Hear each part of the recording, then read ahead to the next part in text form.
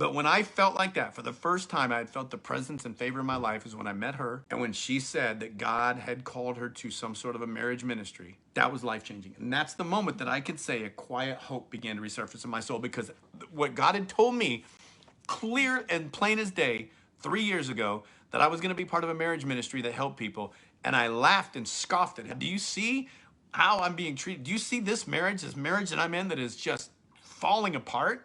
And you think we're going to be part of that?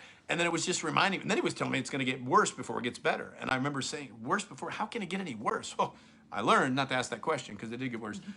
But he didn't have it in store for that marriage. He had it in store for this marriage. I didn't discard that marriage, but God said, I'm going to take that, and I'm going to take you here, and then I'm going to take you here. And this is the marriage ministry. I think it's so easy for us to kind of live in our failure. And what happens is we blind ourselves to what God is doing in the future, because we do live in that what if, or we do live in that pain of what we went through.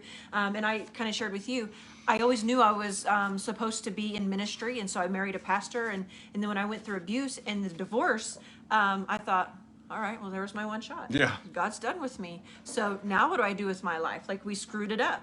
And Yeah. And so for so many years, I lived in this mindset of myself, just the way I saw myself was, well, I was a failure. I didn't do what I was supposed to do. I didn't finish out the calling that was on my life. When I hit that bottom, when I hit that place with God where he revealed himself in such a way that was a true surrender, it was almost like God was saying, I'm going to remind you of this.